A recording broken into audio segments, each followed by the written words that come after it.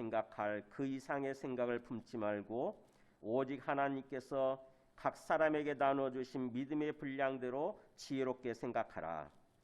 우리가 한 몸에 많은 지체를 가졌으나 모든 지체가 같은 기능을 가진 것이 아니니 이와 같이 우리 많은 사람이 그리스도 안에서 한 몸이 되어 서로 지체가 되었느니라. 우리에게 주신 은혜대로 받은 은사가 각각 다르니 혹 예언이면 믿음의 분수대로, 혹 섬기는 일이면 섬기는 일로, 혹 가르치는 자면 가르치는 일로, 혹 위로하는 자면 위로하는 일로, 구제하는 자는 성실함으로, 다스리는 자는 부지런함으로, 긍휼을 베푸는 자는 즐거움으로 할 것이니라. 사랑에는 거짓이 없나니 악을 미워하고 선에 속하라. 형제를 사랑하여 서로 우애하고 존경하기를 서로 먼저 하며 부지런하여 게으르지 말고 열심을 품고 주를 섬기라. 소망 중에 즐거워하며 환난 중에 참으며 기도에 항상 힘쓰며, 같이 읽습니다. 성도들의 쓸 것을 공급하며 손 대접하기를 힘쓰라. 아멘. 앉으시겠습니다.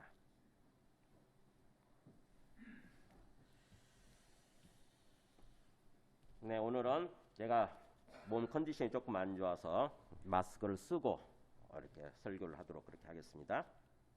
사람이 얼굴이 잘 안 보이고 입술이 안 보이면은 말을 많이 놓치게 되는데, 저 좀 최대한 말을 전 천천히 할 테니까 여러분도 귀 기울여 들어서 오늘 말씀을 이해하시기 바랍니다. 여러분, 교회가 뭐예요? 교회 딱 하면 어떤 생각 드냐면, 이제 우리가 거쳐온 교회들 생각나죠? 특히 저 같은 경우는 서초동 사랑의 교회, 굉장히 큰 이렇게 교회 막 생각해요. 그러니까 교회 딱 그러면은 뭐부터 생각이 딱 들어오냐면 건물부터 들어오잖아요. 건물 또는 장소. 근데 오늘 말씀은 건물이 아니라 또 장소도 아니라 뭐냐면은 사람이라고 그래요. 사람. 예수 믿는 사람들. 그게 교회입니다. 그러니까 우리가 이거 개념을 정확히 알아야 돼요. 교회라고 하는 거에 대해서 그냥 막연하게 아무렇게나 생각하게 되면, 교회 그러면 교회는 끝까지 거 내가 잘하는 거 어디 지역에 있는 어떤 교회 이렇게 생각하잖아요. 근데 그거는 예배드리는 장소고, 예배드리는 장소에 불과하고, 성경에서 말씀하는 교회는 뭐라고요? 사람들, 예수 믿는 사람들, 예수 믿고 구원받은 사람들, 그게 교회예요. 헬라어로 에클레시아 그러는데 부름받은 사람들이란 뜻이에요. 에클레시아, 에크, 영어로 아웃 오브, 뭐뭐로부터 클레시아, 불러낸 사람들. 그러니까 세상에서 살고 있었는데 세상에서 불러낸 사람들, 불러내진 사람들, 이게 교회인 거죠. 그래서 우리가 교회예요. 여기 있는 사람들이 교회. 잘 아셔야 돼요. 우리가 교회입니다. 우리 한 사람을 갖고 교회라고 얘기하진 않지만 두 사람 이상이어야 돼요. 왜냐하면 증거 능력이 있어야 되거든. 예수님에 대해서 증거 능력, 증언 능력이 있어야 되는 거지. 그러니까 두 사람 이상이 되면은 교회입니다. 자, 오늘 말씀은요, 지금 로마서 8장까지는 복음이 뭐고 구원이 뭔가에 대해서 말씀하셨었죠. 그랬다가 12장부터는 이제 그 복음에 합당한 삶 또는 구원에 합당한 삶에 대해서 실천적인 차원에서 얘기를 하는 거죠. 우리 지난 시간에 첫 번째 1절, 2절에서 그 복음에 합당한 삶, 구원에 합당한 삶을 살아가는 대원칙을 얘기했었습니다. 대원칙이에요. 큰 원칙, 서론 차원에서 얘기를 했었죠. 그 대원칙이 뭐였어요? 요약하면? 네, 자기 몸을 산제물로 하나님께 드리라, 이거였죠. 그거를 제가 풀어서 우리말로 풀어가지고 뭐라고 그랬어요? 삶으로 예배드리기, 삶으로 예배를 드리는 거, 삶으로. 그러니까 우리 일상 삶 자체가 예배라는 거죠. 그게 대원칙이에요. 복음대로 구원대로 우리가 합당한 삶을 살아가는 데 있어서 대원칙은 내 몸을 살아있는 제물로 하나님께 드리는 거. 그래서 내 삶, 평소의 삶을 하나님께 예배드린다 이런 자세로 살아가는 거. 그 전제를 얘기하고 나서 이제부터 이제 각 영역으로 들어갑니다. 각 영역. 우리 삶의 영역이죠. 우리 삶의 영역. 우리 삶의 영역이 뭐예요? 교회에서 있잖아요. 그죠? 교회에서 신앙생활하는 거 있고, 그 다음에 또 교회 바깥이 있겠죠. 세상으로 나가서 사회생활 해야 되니까 사회생활의 영역이 있고, 그 다음에 나중에 13장으로 가면은 국가 내지는 정부에 대한 영역도 있어요. 우리가 대한민국 국민으로서 투표도 하고 뭔가 정치에 참여도 하기도 하고 또 뭔가를 내는 거 의무적으로 세금도 납부하기도 하고 이러잖아요. 국가 영역, 국가와 관계. 그 다음에 나중에 또 18절부터 8절부터 10절까지 보면 13장 이웃과의 관계, 그 다음에 또 11절부터 14절까지는 마지막 이제 종말을 앞두고 주님께서 다시 오시는 그날을 앞두고 그걸 종말신앙이라고 그래요. 우리가 어떤 삶을 살아야 되는 건지 이렇게 얘기를 하죠. 자, 그런 면에서 오늘 말씀은 구체적인 삶의 영역 속에서 복음에 합당한 삶, 구원에 합당한 삶이 뭐냐 하는 얘기를 하는데 첫 번째입니다. 교회입니다. 교회. 교회가 너무 중요하기 때문에 교회에서 신앙생활하는 게 출발점이죠. 우리 삶의 전체적인 출발점이에요. 우리가 주일날 나와서 이렇게 예배드리는 거는요, 우리 삶의 출발점이 되는 거예요. 나머지 6일 동안 제대로 잘 살기 위해서 주님 앞에 나와서 한 주를 시작하면서 주님 앞에 나와서 먼저 예배를 드리는 거예요. 주님을 만나서 주님과 교제하면서 또 주님께 주님으로부터 은혜도 받으면서 그러는 거죠. 주님께 의탁하는 거예요. 한 주 동안의 삶을 주님께 올려드리는 거. 주님께서 지켜주시고 주님께서 인도해 주시도록 주님께 올려드리는 시간. 그게 예배거든요. 그러니까는 이 주일날 교회에서의 삶이 우리 모든 삶의 출발점, 기초가 된다는 차원에서 교회부터 시작하는 거예요. 그래서 교회 내에서 교회 왔을 때 교회 내에서 어떻게 신앙생활을 해야 되는 건지, 구원에 합당한 삶은 어떤 것인지를 얘기하는 거죠. 자, 그러자면은 교회부터 알아야 되겠죠. 그죠? 교회부터. 교회가 뭐냐? 3절에서 5절까지가 교회입니다. 교회에 대해서 얘기하는 거예요. 왜냐하면은 교회에 대해서 잘 모르고 있으면 아무리 이 말씀을 해도 말씀이 안 들어오거든요. 그러니까 교회라고 하는 것부터 우리가 주님의 뜻대로, 하나님의 뜻대로 잘 알고 있어야 나머지 말씀들이 아멘 하면서 아멘 아멘 하면서 받아들여지게 됩니다. 자, 교회는 건물이나 장소가 아니라 뭐예요? 사람들이다. 사람들. 자, 어떻게 말씀하는가 보세요. 3절에 내게 주신 은혜로 말미암아 너희 각 사람에게 말하노니, 이 각 사람이라고 그랬죠. 그러니까 한 사람 한 사람이 제대로 알고 제대로 인식하는 게 중요하다는 거죠. 우리 모두예요. 우리 모두 한 사람 한 사람, 각 사람이 각자.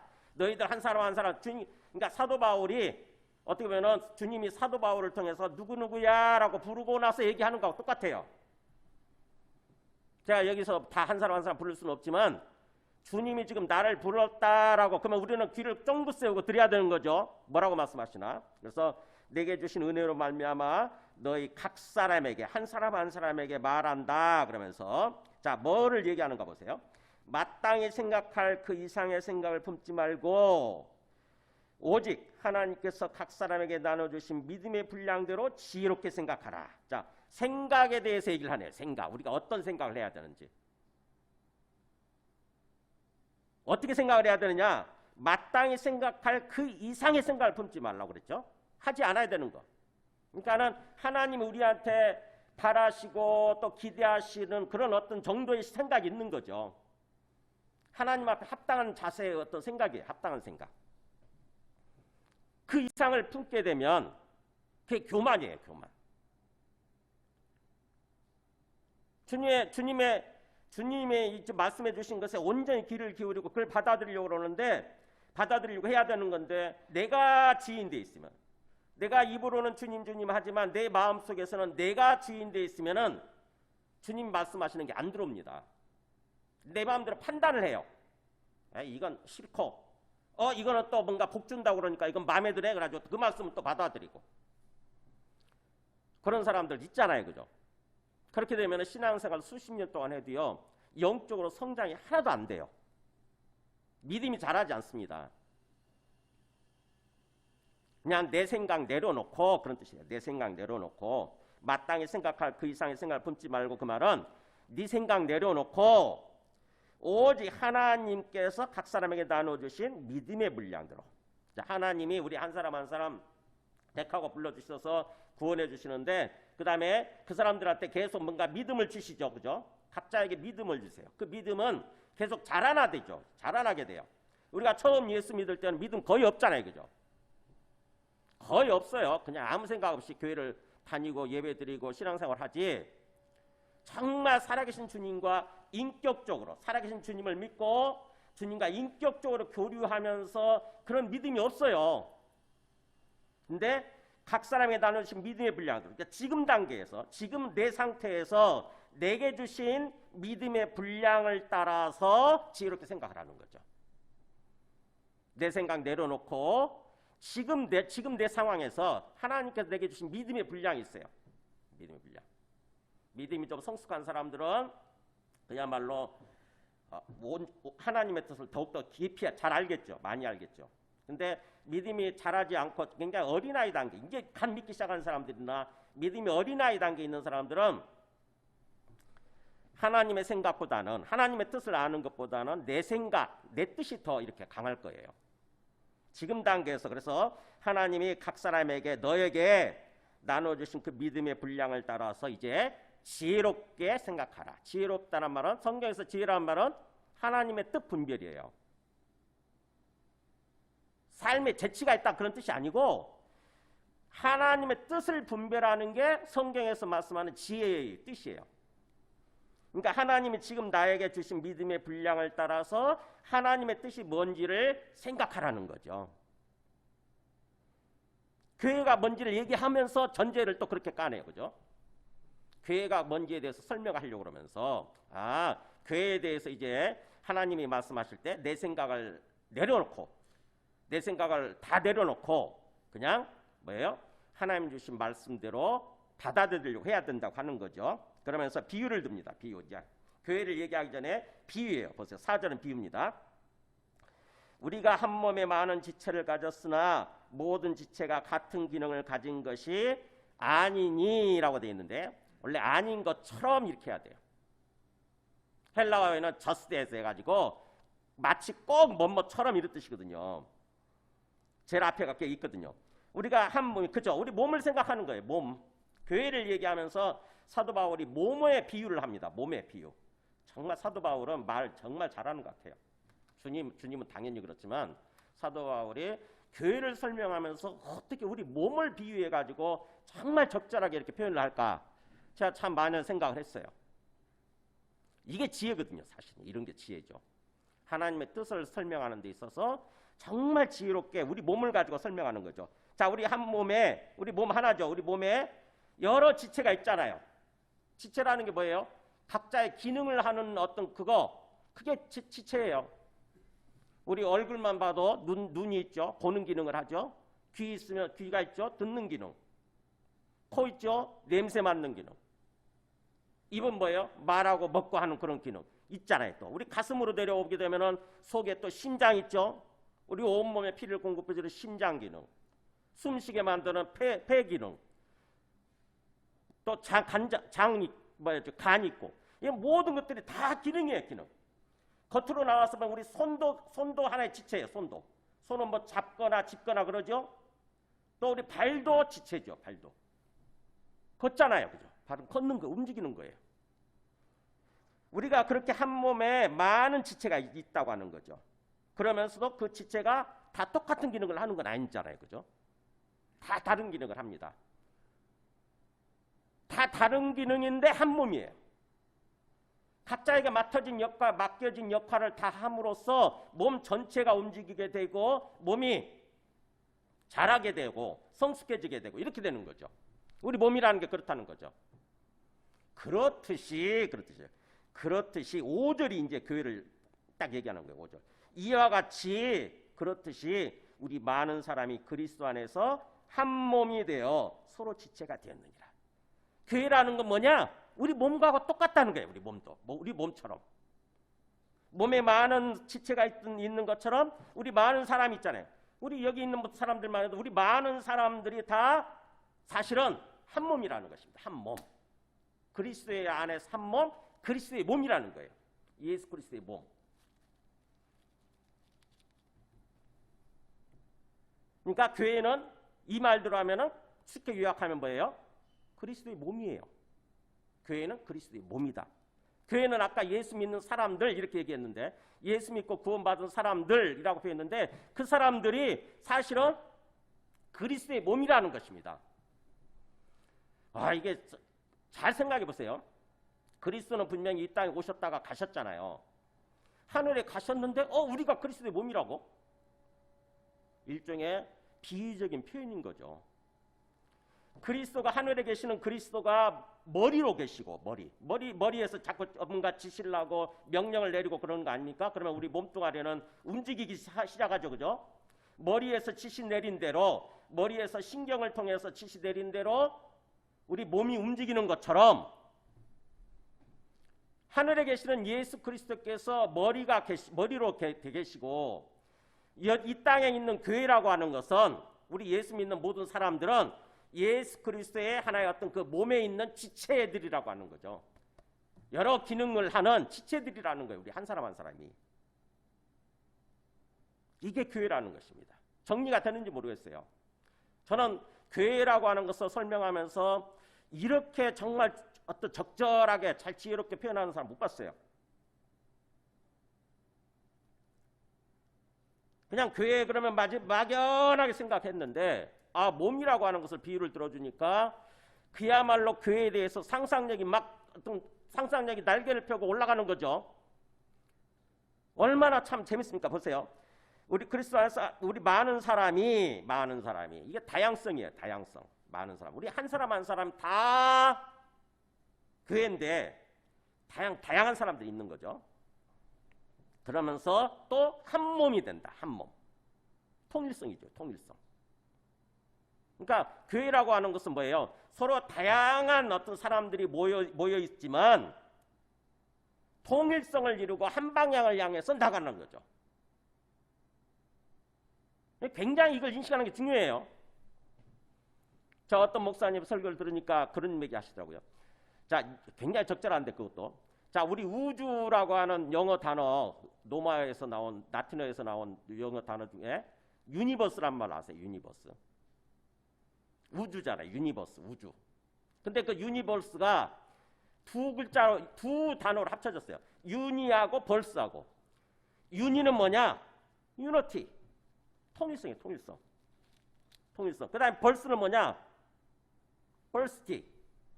다이버시티. 다양성이죠. 다양성. 하나님이 만드신 우주가요. 교회 같아요. 교회. 여러 우주에 여러 어떤 그 별 여러 크기나 여러 별들이 존재하지 않습니까? 그죠? 우주에 여러 존재 하나님 만드신 피조물들이 여러 존재가 존재하죠. 여러. 근데 그것이 뭐예요? 한 방향을 이루고 가는 거 있는 거예요. 한 방향.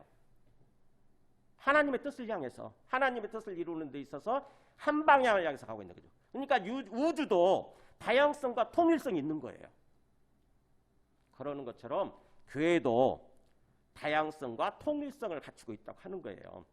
그러니까 우리가 여기 와서 교회 와서 사람들을 바라볼 때 어떤 눈으로 바라봐야 되냐면은 저 사람은 그리스도 안에서 한 몸을 이루고 있는 나의 하나의 어떤 지체, 그리스도의 몸의 한 부분, 나도 그렇고 저 사람도 그렇고 이런 생각을 해야 되는 거죠.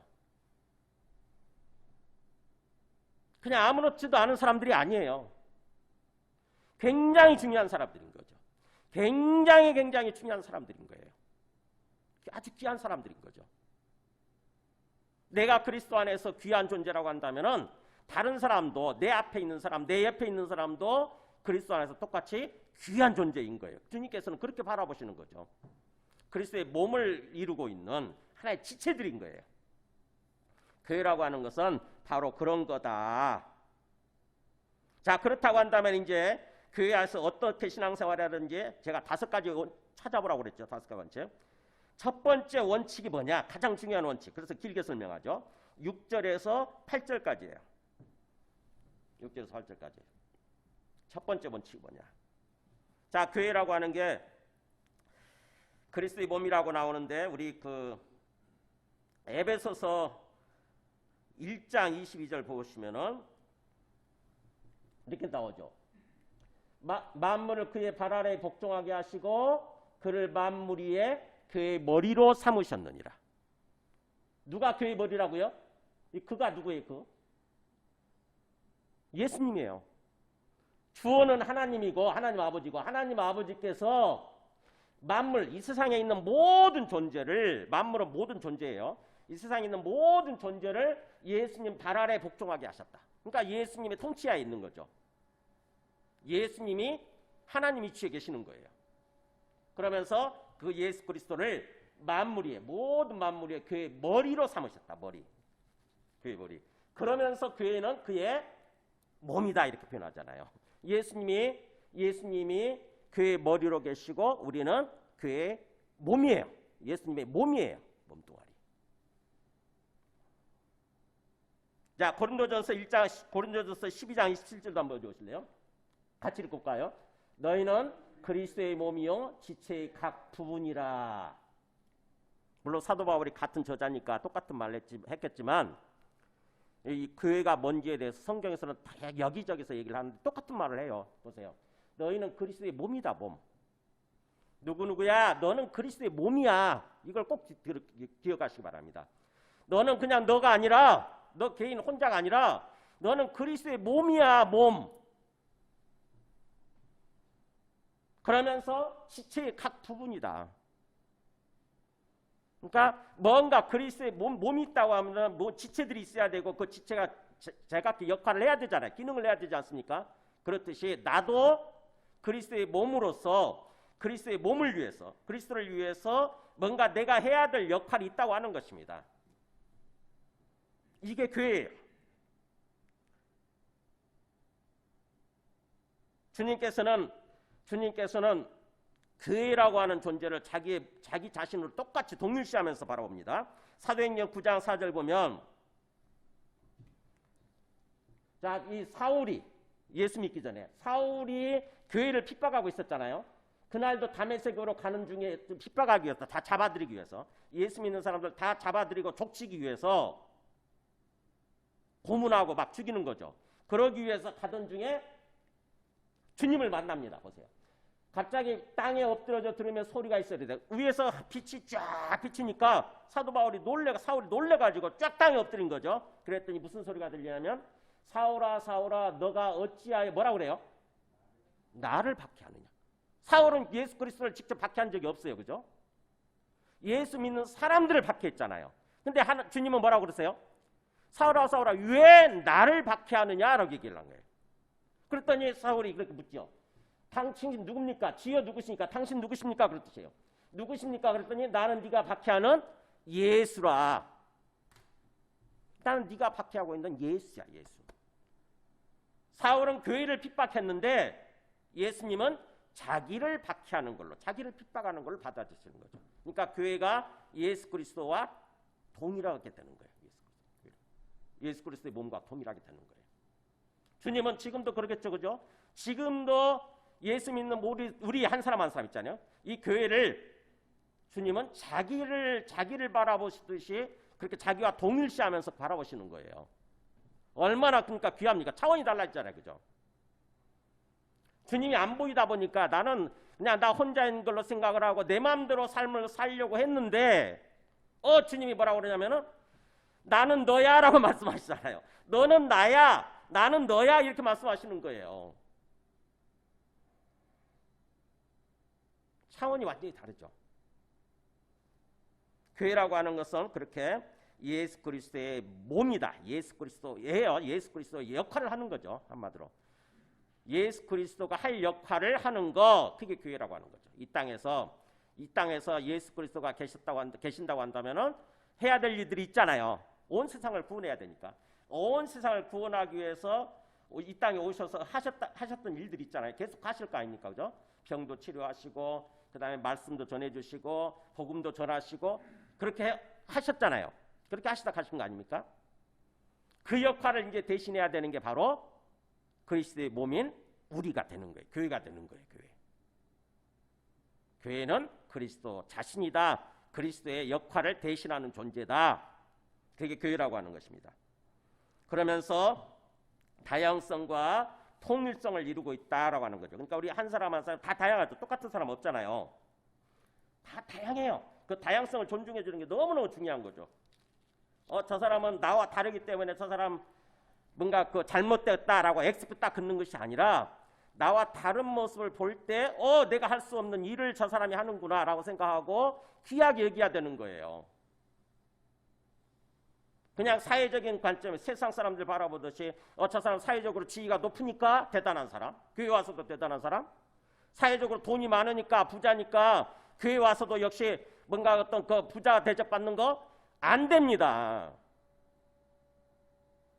주님 앞에서는 그 아무 상관없어요. 그냥 있는 그대로 다 우리 모두가 다 하나님 앞에는 귀한 하나님의 몸인 거죠. 하나님 몸. 그러니까 교회에 대한 인식, 아까 각 사람에게 말한 것처럼 각 사람에게 말하노니 그런 것들처럼 우리 한 사람 한 사람이 교회에 대한 어떤 분명한 지식, 바른 지식과 분명한 태도가 굉장히 필요해요. 바른 지식과 분명한 태도, 교회에 대한. 이 교회에 대한 인식이 잘못되게 되면 다음부터 그야말로 엉뚱 신앙생활하게 되는 거죠. 당연히. 우리 생각대로 사는 거잖아요. 그죠? 우리가 아는 대로 생각대로 사는 거 아닙니까? 그래서 주님께서 오늘 말씀해 주신 대로 교회에 대한 지식과 바른 지식과 분명한 태도를 견지하는 거, 그러면 그 다음 단계가 이해가 되는 거죠. 자, 우리가 어떻게 섬겨야 되느냐? 교회에서 첫 번째 신앙생활 원칙, 신앙생활 방식, 원칙. 6절에서 8절이에요. 보세요. 6절. 우리에게 주신 은혜대로 받은 은사가 각각 다르니 이렇게 돼 있죠. 우리에게 주신 은혜대로 받은 은사가 각각 다르다. 우리 지체로서 그리스도의 몸의 지체인데, 우리 한 사람 한 사람이 지체인데 우리에게 주신 은사가 각각 다르다는 것입니다. 그러면 은사가 뭔지를 아시겠죠? 추측이 가능해지잖아요. 뭐예요? 어떤 역할을 할 수 있는 기능, 그런 거예요. 기능. 내가 손이면 짚는 기능, 내가 눈이면 보는 기능, 이렇게 해야 되는 거죠. 내가 발이면 걷는 기능. 그런 것처럼 우리에게, 우리 각자 지체에게 주신 은혜대로 하나님이 그냥 은혜대로만 거저 주셨다는 뜻이에요. 그잖아요. 우리 몸의 기능이라고 하는 것은 자기가 원해서 가진 게 아니잖아요. 그죠?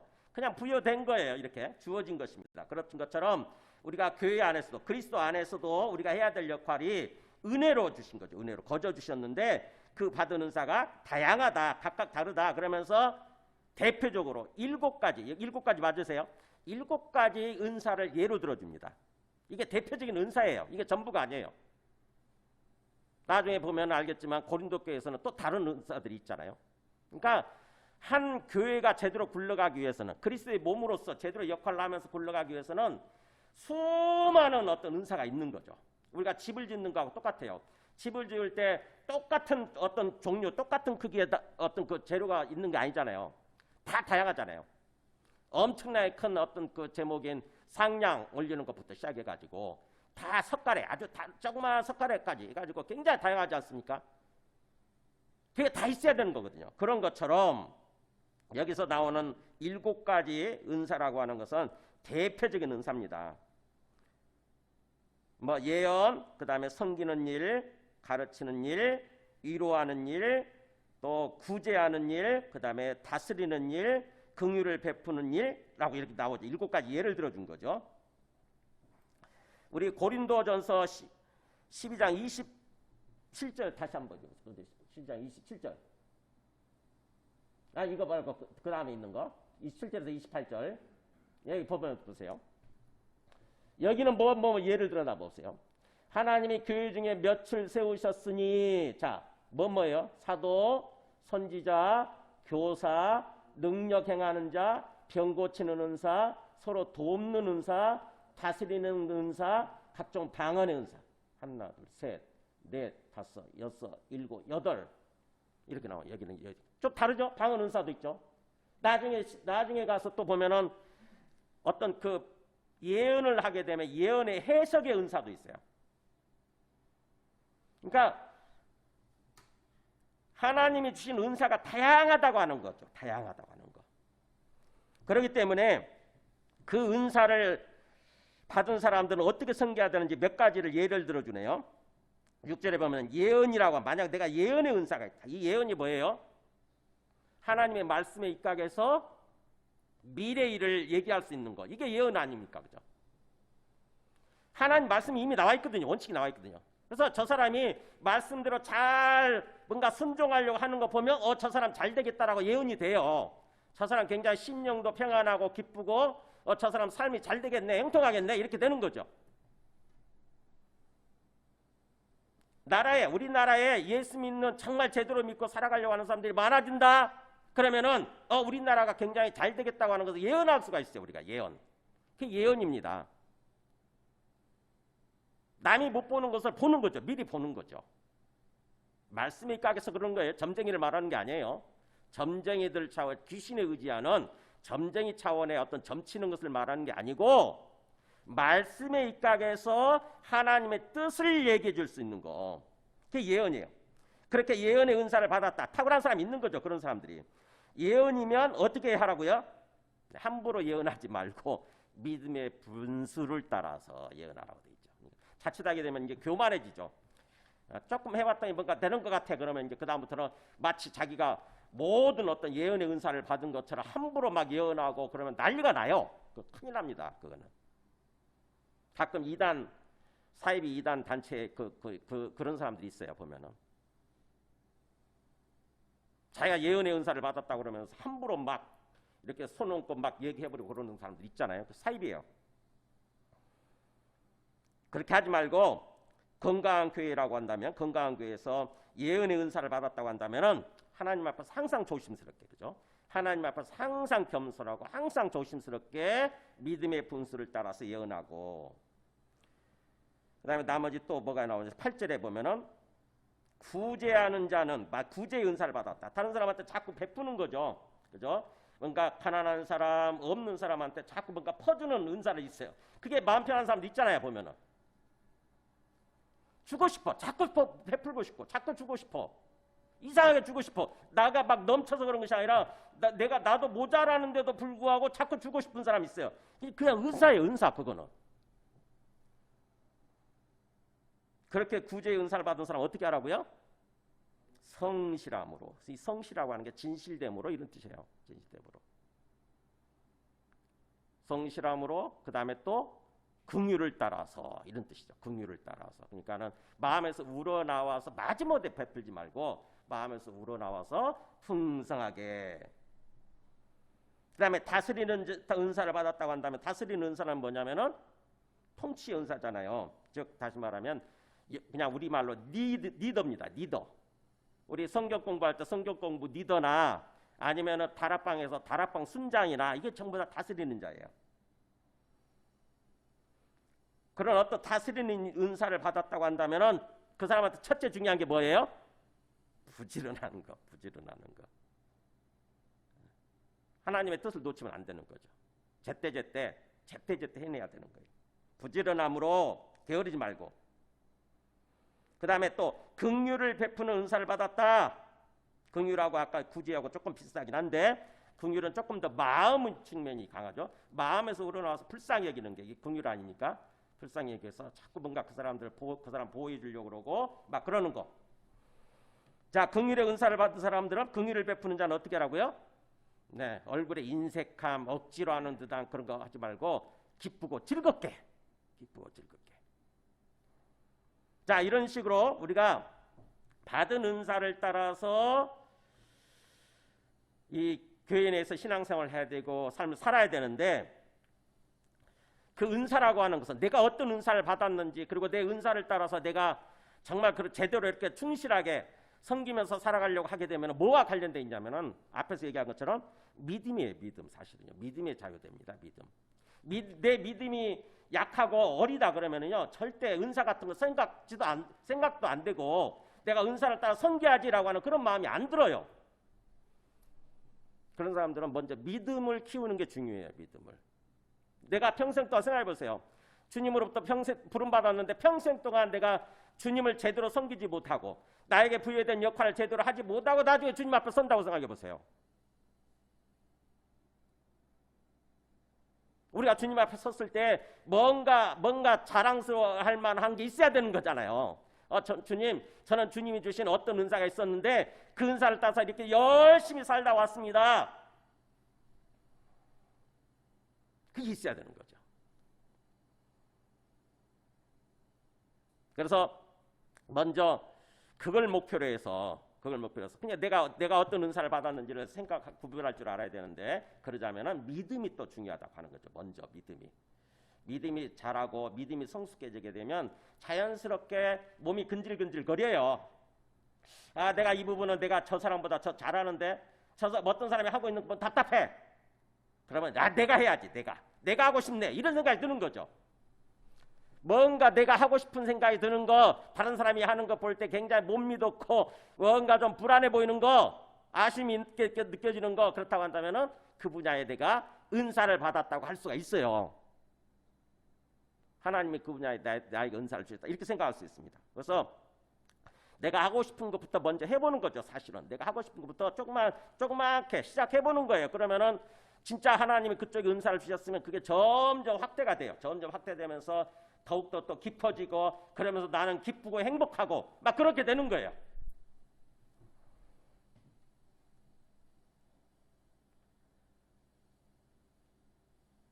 그 은사를 누가 주시느냐? 아까 고린도서 12장 4절에 보면은 은사는 누가 주냐면은 고린도서 12장 4절죠. 뭐라고 이거 한번 읽어볼까요? 은사는 여러 가지나 성령은 같고, 이렇게 나오잖아요. 그 다음에 직분은 여러 가지나 주는 같으며 또 사역은 여러 가지나 모든 것을 모든 사람 가운데 이루시는 하나님은 같다. 이 세 가지를 얘기하죠. 성부, 성자, 성령, 삼위일체 하나님을 얘기하면서 보세요. 성령, 은사는 누구와 연관되어 있냐면은 성령이에요. 성령께서, 보이지 않는 성령께서 내게 임하게 되면은 내한테 은사가 주어지는 거죠. 그 다음에 또 직분은 여러 가지나, 우리 교회 내에서 직분들이 있죠. 쭉 집사, 안수 집사, 그 다음에 뭐 장로, 권사, 이렇게 직분들이 있는데 그 직분이라고 하는 게 하나의 직책이잖아요. 직책에 대한 어떤 이름이 주어지지 않습니까? 근데 모든 직책은 누구를 향하는 거냐면은 예수 그리스도 주님을 향한 거예요. 예수 그리스도 주님을 섬기기 위한 거예요. 모든 직책은 그런 뜻이에요. 직분은 여러 가지나 그 직분을 주신 주님은 같고, 예수 그리스도 주님은 같고, 그 다음에 또 사역은 여러 가지나 내가 받은 은사를 따라서, 직분을 따라서 이제 우리가 뭔가 섬기는 삶을 살죠. 그 사역이 다양하게 섬기지만 그것을, 모든 것을 사랑 가운데서, 모든 사랑 가운데 이루시는 분은 누구다? 하나님 아버지예요. 하나님 아버지. 그러니까 궁극적으로 내 사역을 통해서 결국에는 하나님 아버지의 영광을 나타내고 하나님 아버지의 뜻을 이루게 되는 거죠. 성부, 성자, 성령, 삼위일체 하나님이 이렇게 자기 역할을 하는 거죠. 자기 역할을 하시면서 하나님의 뜻을 이뤄가도록 이렇게 돼 있는 거예요. 그렇기 때문에 우리가 신앙생활하면서 항상 목표가 있어야 돼요.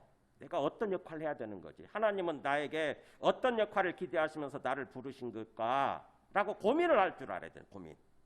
에베소서 4장 11절 보세요. 에베소서는 사도 바울이 이렇게 얘기하네요. 어떤 사람은 그가, 예수님이, 어떤 사람은 사도로 불렀고, 어떤 사람은 선지자로, 어떤 사람은 복음 전하는 자로, 어떤 사람은 목사와 교사, 목사 겸 교사로 불렀다. 이게 목사네, 이게 목사. 그러니까 다양한 직책이죠, 이게 직분. 다양한 직분을 삼으셨는데 12절 읽어볼까요? 이는 성도를 온전하게 하여 봉사일을 하게 하며 그리스도의 몸을 세우려 하심이라. 네. 놀랍잖아요. 생각해보세요. 이 교인의 여러 가지 목사를 포함해서 여러 직분들 이유가 뭐예요? 그 직분을 주신 이유, 직책을 세워놓은 사람 이유가, 목적이 뭐라고요? 성도를 온전하게 하기 위한 거다. 우리 한 사람 한 사람 있잖아요. 이제 막 신앙생활 시작하는 사람들이나 이 성도들을 온전하게 한다는 말은 그 사람을 자꾸 양육하고 그 사람을 훈련시키고 해서 그 사람을 세워주는 거. 그게 온전하게 하는 거예요. 그 사람을 세워주는 거. 그 사람이 자기 역할을 감당할 수 있도록 세워주는 거. 그러니까 목회자가 존재하는 이유는요, 사실은요, 여러분 한 사람 한 사람 세워주기 위한 거예요. 그리스도의 지체로서, 그리스도의 몸의 지체로서 역할을 감당할 수 있도록 세워주는 거, 말씀으로 양육하고 훈련시키고 이러지 않습니까?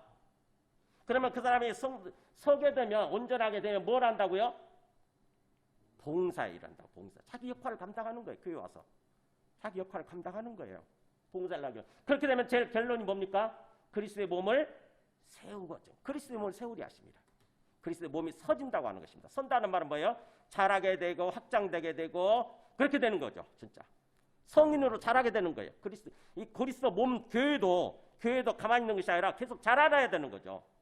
교회도 제 역할을 하는 모습으로 자라나야 되는 거예요. 그게 어떻게 된다고요? 직분자들 통해서 성도 한 사람 한 사람을 온전하게 세우고 그 사람들이 자기 봉사를, 자기 역할을 함으로써 이렇게 되는 거죠. 함으로써. 그럼 교회 와서 내가 신앙생활하는 궁극적인 목적이 뭔지를 아시겠죠, 그죠? 우리가 분명한 목표와 목적지와 방향을 정하고 가야 되는 거예요. 막연하게 신앙생활하게 되면은 평생 동안 해도 한 번도 섬기지 못하고 제대로 제 역할을 감당하지 못하고 나중에 주님 앞에 서게 된다니까요. 그러면은 어처구니 없는 현상이 벌어지는 거죠. 그때는 얼마나 억울하겠어요. 왜 나를 이렇게 가르치지 못했을까? 왜 나를 세워주지 않았지? 그 목사님은 그렇게 될 거 아닙니까?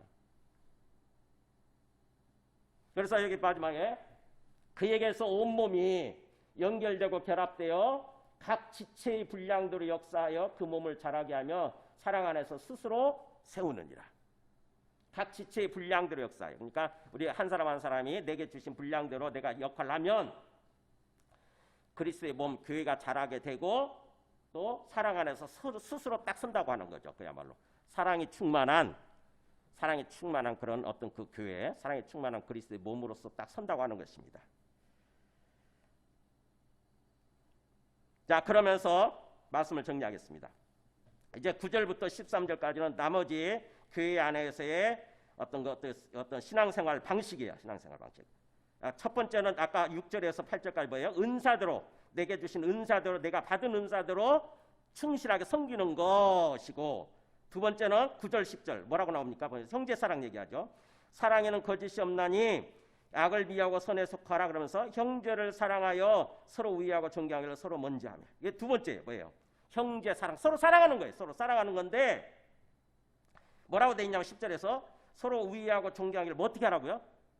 서로 먼저. 남 탓하지 말고 내가 먼저 하라는 거예요. 내가 먼저 존경하고 또 사랑하고 존경하는 걸 내가 먼저 하라는 거죠. 나부터 시작되는 거예요. 나 한 사람부터. 그러면서 9절에서 뭐라고 그랬냐면은 그런 사랑에는, 형제를 사랑하는 것에 있어서는 거짓이 있으면 안 된다. 거짓이 가식이거든요. 가식, 거짓됨이 있으면 안 된다는 거예요. 진실되어져야 된다. 진실. 그러자면은 항상 악을 미워하고 선에 속하라. 악이 뭐냐면 마귀예요. 마귀 짓을 하는 거, 그것을 싫어하라는 거죠. 마귀 짓을 멀리하고 악을 싫어하고 항상 선이 의가, 하나님의 의가 행동으로 겉으로 나타나게 되면 선이지 않습니까? 선과 악 할 때. 그래서 항상 선에 속해 있어라. 즉 다시 말하면 하나님께 속해 있어라. 이런 뜻이에요. 하나님께 속해 있어라. 그래야 진실한 사랑, 제대로 된 사랑을 서로를 사랑할 수 있다. 내가 마귀 짓을 하면서 마귀를 따라가면서 형제를 사랑할 수는 없어요. 사랑하기 싫습니다. 그렇게 되면 싫어져요. 이상하게. 두 번째 원칙, 형제 사랑, 서로 우애하고 존경하는 거 먼저 하는 거. 그 다음에 세 번째 원칙 11절이죠. 뭡니까? 부지런하여 게으르지 말고 열심을 품고 주를 섬기. 주님 섬기는 건데, 결국 주님 섬기는 건데 어떻게 섬기라고요? 게으르지 말고 부지런해라. 그리고 열심을 품고 섬기라. 열심으로. 굉장히 소극적으로 행하지 말고 적극적으로 행하라는 거죠. 그 다음에 네 번째 원칙, 세 번째 원칙이죠. 네 번째 원칙 12절 뭐라고 되어 있습니까? 소망 중에 즐거워하며 환난 중에 참으며 기도에 항상 힘쓰는 거. 그러니까 뭐예요? 하나님이 내한테 뭔가 일을 잘 이렇게 소망을 주시고 희망을 주시고 뭔가 잘 풀어가는 것 같다. 지금 형통하다. 잘 나간다. 그러면 어떻게 하라고요? 하나님 앞에서 즐거워하는 것입니다. 이 즐거워하는 것은 하나님께 감사하면서 하나님을 찬송하는 거예요. 하나님 감사합니다. 근데 항상 그렇게 되지 않죠. 항상 소망 중에 있는 게 아니에요. 하나님 우리를 훈련시키기 위해서 환난을 또 허락하시거든요.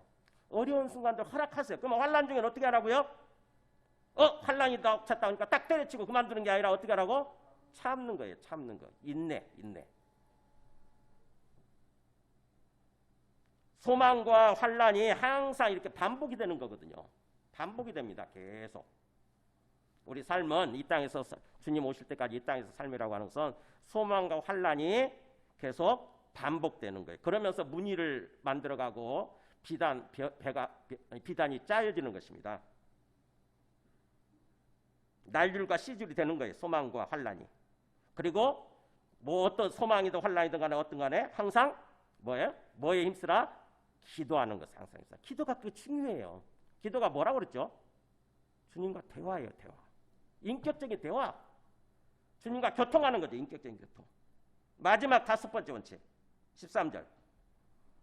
성도들의 쓸 것을 공급하며 손님 대접하기를 힘쓰라. 자, 성도들은 여기서 교회 내에서 어려운 사람들, 소외된 사람들이에요. 고아나 가부나 이런 사람들. 손님하고 똑같아. 나그네하고 똑같아. 그러니까 사람들의 어려운 사람들의 특별히 어려운 사람들을 잘 돌보는 거예요. 그들을 돌보는 거. 나는 넘치는데 나는 뭔가 나무 돌아가는데 저 사람은 없는 것 같아. 그러면 어떻게 해요? 기꺼이 드리는 거죠. 주는 거예요. 필요를 공급해 주는 거예요.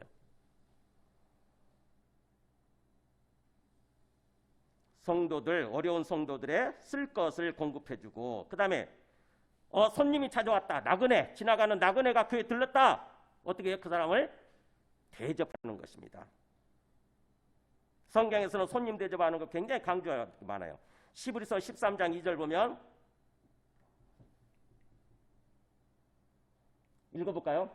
형제 사랑하기를 계속하고 그 다음에 손님 대접하기를 잊지 말라. 이는 부지 중에 천사들을 대접한 이들이 있었느니라. 자, 손님 대접하기 잊지 마라 그러면서 자칫하면 그 손님이 그냥 손님이 아니라 누구일 수 있다? 천사일 수 있다는 거죠. 하나님이 보내신 천사일 수 있다는 거예요. 천사. 성경에 그런 사람이 있다고 하는 거죠. 대접한 이들이 있었느니라고 하잖아요. 누굴까요? 자기도 모르게 천사를 대접해가지고 복받은 사람. 아브라함과 롯 두 사람이 있어요. 아브라함과 롯. 하나 보여드릴까요? 아브라함. 창세기 18장 이제 보면 이렇게 여호와께서 하나님께서 만물의 상수리 나무들이 있는 곳에서 아브라함에게 나타나시니라 그랬잖아요. 하나님이 나타나셨어요. 자, 날이 뜨거울 때 그가 장막문에 앉아 있다가 아브라함이 장막 자기 집 앞에 앉아 있는 거죠. 장막 텐트 앞에 앉아 있는데 눈을 딱 보니까 들어서 보니까 누가 지나가요? 뭐 사람 3명이 맞은편에 서 있는 거예요. 3명이서. 그가 그들을 보자 곧 장막문에서 달려나가 영접하며 몸을 땅에 굽혀 그러잖아요. 여기서 섬기겠다. 아브라함이 결국 하나님과 하나님 일행을 섬기는 사람이 되어버린 거예요. 그래서 이들이 결국 아브라함한테 그걸 복을 약속하시잖아요. 내년 이맘때 사라에게 아들이 있으리라.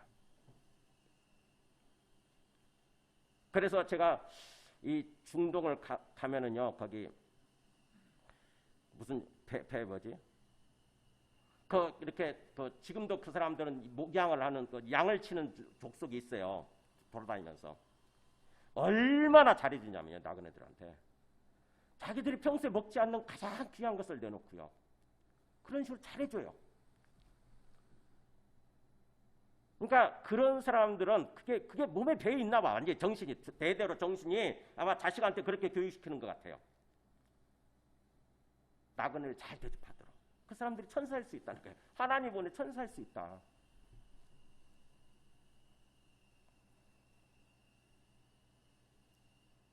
그러니까 우리도 이 손님 대접하는 거, 어쩌다 지나치는 사람 손님 대접하는 거에 대해서 그냥 나 몰라라 하는 것이 아니라 하나님은 그런 모습으로 내 도움을 필요로 하는 그런 사람의 모습으로 나타나실 수 있는 거죠. 그 사람 천사일 수 있어요. 암 전문 의사에는 원종수 박사인가?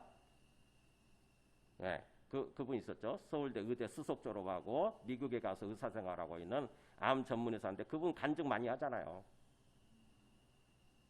정말 그때 당시 그 어려울 때 옛날에 막 거지 완전히 깨끗하면서 막 똥 막 온몸에 누더기니까 막 똥 저기 하고 막 묻은 그 사람을 그 어머니가 또 그렇게 가르쳤더라고. 그분 데려와라. 그분 모시고 와라 해가지고 그분 모셔서 다 시키고 추운 겨울에 물 떠다가 따뜻한 물에 떠해가지고 다 시키고 연료도 없던 시절에 그리고 또 옷도 자기 옷도 한 벌 자기 거 하나밖에 없었는데 그 옷 나머지 한 벌을 또 그분한테 입히고 할아버지인데 근데 나중에 예수님이 오셔서 그렇게 말씀하셨다는 거예요. 그때 그 할아버지가 나다 이렇게 말씀하셨다는 거예요. 그때 그 할아버지가 나다. 네가 나를 잘 섬겼기 때문에 내가 너를 보장해 줄게 그랬다는 거예요. 신기하게도 그게 진짜인지는 모르겠지만 신기하게도 그다음부터 그렇게 공부를 잘했던 사람이 아닌데 책을 보면은 나중에 시험 볼 때 보면 책이 막 넘어간다는 거예요. 머릿속에서. 그렇게 해서 서울의대 수석으로 졸업한 거예요. 거짓말 아니겠죠? 어쨌든 이 손님 대접하는 거를 잊지 마라. 그리고 성도도 어려운 성도들의 쓸 것을 공급해 주라. 이게 이 5가지가 바로 교회 내에서 신앙생활 원칙입니다. 신앙생활 방식. 복음에 따른 구원에 따른 합당한 삶의 모습 5가지. 기본적인 것들이에요. 기본적인 것들. 외워도 될 만한 것들이죠. 언뜻 생각하면 잘 외워져요. 천천히 보면은. 뭐예요? 가장 중요한 것은 내 받은 은사대로 섬기는 것, 충실하게 섬기는 것. 그러자면은 은사를 알기 위해서는 믿음이 먼저 자라야 되는 거죠. 그 다음에 2번째는 형제 사랑하는 거. 내가 먼저 하라는 게 내가 먼저 사랑하고 내가 먼저 존경하고. 그 다음에 3번째는 열심히 게으르지 말고 부지런히 주님 섬기는 거. 부지런히 주님 섬기는 거. 그 다음에 4번째 소망과 환란이 있을 때 그때 즐거워하고 소망 중에는 즐거워하고 환란이 있을 때는 참고 기도를 항상 힘쓰고 그 다음에 마지막 5번째는 어려운 사람들 돌아보고 특별히 나그네 손님 대접 잘하고 이 기본적인 생활 방식이랑 기본적인 교회 내에서. 자, 말씀을 정리합니다. 우리가 예수님 믿고 나서 그래서 우리가 구원받고 나서 내가 무엇을 향해서 신앙생활을 하고 있는지 무엇을 위해서 신앙생활을 하고 있는지 우리 신앙생활의 목표 내지는 방향에 대해서 한번 생각해 보시기 바랍니다. 오늘 말씀을 계기로 해서 막연하게 그냥 습관적으로 교회 예배만 드리면 그게 전부가 아니라 교회만 왔다 갔다 하면 전부가 아니라 주님이 뭘 바라시나 잘 보세요. 주님이 우리한테 뭘 기대하시나. 나중에 우리가 주님 앞에 섰을 때를 생각해야 되는 거예요. 왜냐하면 항상 이 세상 삶으로 끝나지 않거든요. 이 세상 삶으로 끝난다고 한다면 이런 말씀이 다 필요 없는 거지, 그죠?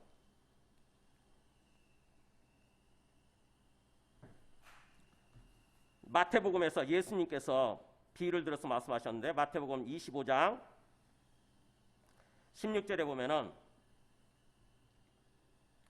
달란트 비유를 나와요. 달란트 비유. 3사람 얘기 들죠. 5달란트 주는 사람 받은 사람이 있고 2달란트 받은 사람이 있고 1달란트 받은 사람이 있어요.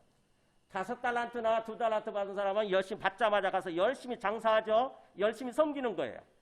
근데 문제는 이 1달란트 받은 사람이야. 이게 시험 들어버린 것 같아. 시험 들어가지고 받자마자 어떻게 합니까? 땅 파고 가서 그냥 묻어버린 거예요. 자기 다 받은 달란트를 땅속에 묻어뒀다고. 그걸로써 끝났으면 되는 건데 문제는 그 뭐냐? 그 다음에 25장 19절에 우리 읽어볼까? 시작. 오랜 후에 주인이 돌아와 그들과 결산하세요. 요게 문제예요. 요게. 주님 재림하실 때 우리가 결산하게 되는 거. 주님은 공짜가 없는 것 같아요. 우리한테 공짜로 100% 주셨고 뭐예요? 나중에 그걸 묻는다는 거죠. 내가 너한테 이런 은사를 줬는데 이런 달란트 줬는데 그걸 가지고 얼마나 장사했는지 한번 볼까? 결산하는 날이 온다는 거예요. 주님은 그걸 뺏어가기 위해서가 아니라 우리를 인정하고 칭찬해주고 더 큰 것으로 주기 위해서거든요. 사실은. 그래서 5달란트 받은 사람, 2달란트 받은 사람은 굉장히 주님 앞에 칭찬을 받는데, 주인한테 칭찬을 받는데, 문제는 1달란트 받은 사람이죠. 덜컥 오셔버렸네. 그래서 땅에 묻었던 걸 가지고 오겠죠. 땅에 묻었던 걸 가지고 와서 딱 던지다시피 주인 앞에 던지면서 이렇게 표현하는 거죠. 주인이여, 당신은 굳은 사람이라. 당신은 굉장히 인색하고 뭐 그런 사람이라는 거죠. 내한테 1달란트밖에 안 줬기 때문에 그런 생각 안 하는 것 같아요, 지금. 1달란트도 사실은 6,000데나리 온 거래 가지고 우리가 6,000일 동안 일해야 15년 되죠. 15년 동안 일해야 받을 수 있는 월급 총액이 1달란트거든요, 사실은요. 적은 게 아니에요, 이게. 근데 이 사람은 1달란트, 다른 사람하고 비교하다 보니까 5달란트, 2달란트, 다른 사람하고 비교하다 보니까 갖고 시험이 드는 거죠. 그래서 다른 사람 볼 필요가 없어요. 우리는 하나님 앞에서는 절대평가지 상대평가가 아니에요. 하나님 앞에서는 하나님은 절대평가다고. 그 사람한테 1달란트 맡겼으면 1달란트를 남기는 걸 원하시고 2달란트 맡겼으면 2달란트 남기는 걸 원하시는 거거든요. 우리는 항상 상대평가 속에서 살아올죠. 그죠? 누구누구와 비교해가지고 내가 1등 해야 돼. 근데 하나님 앞에서는 아무 소용이 없어요. 그런 의미가 없습니다. 절대평가예요. 근데 이 사람이 비교하다 보니까 시험 들어가지고 주여 당신은 굳은 사람이라 심지 않은 데서 거두고 해치지 않은 데서 모으는 줄 내가 알았으므로 두려워하여 나가서 당신의 달란트를 땅에 감추었었나이다. 그러면서 보소서 보세요. 당신의 것을 가지셨나이다. 이게 당신 거예요. 이런 뜻이에요. 보세요. 이 당신 거 그대로 가져가세요. 자, 어떻게 시험하나 보세요. 어떻게 마지막 심판을 하시나 보세요. 마태복음 25장 19절, 마태복음 25장 그 다음 말씀 보죠. 그 다음 말씀. 아니 아까 거기 말씀. 25장 19절. 그러면은 그 다음 넘겨줘 보세요. 그 다음 넘겨줘 보세요. 그래요?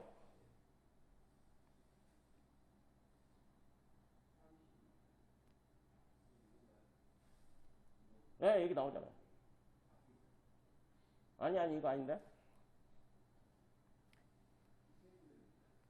마태복음 25장 26절에 보면 이렇게 나와요. 주인이 이제 평가가 됩니다.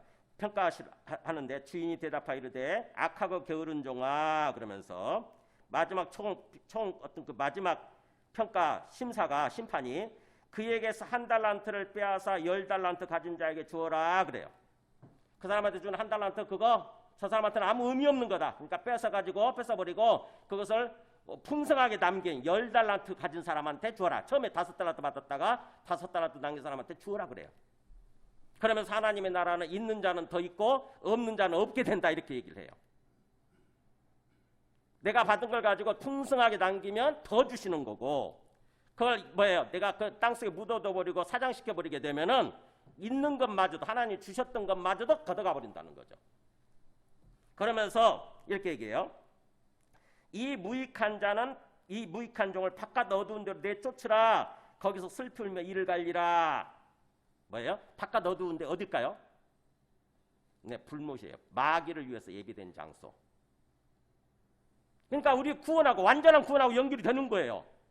이 땅에서 우리의 받은 은사 달란트대로 삶을 살아가는 것이 나중에 완전한 구원의 완성과 연결이 돼 있네 이게. 심각하잖아요. 심각하다고 이거. 이거를 꼭 우리가 꼭 기억하고 이것 때문에 겁먹고 두려워서 이것 때문에 섬기는 것이 아니라 사실은 하나님께서는 우리한테 더 큰 은혜를 주시고 복을 주시겠다 그러는 거거든요. 우리에 대한 기본적인 동기가 사랑이에요. 사랑. 그것을 꼭 기억하시기 바랍니다.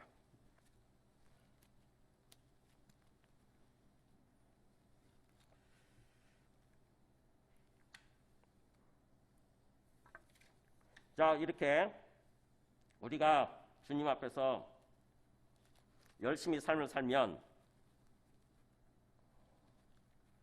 시편 133편 1편 마지막 말씀이 되겠네요. 오늘 말씀하고 저는 시편 133편 이 말씀하고 성결이 연결이 딱 되더라고요.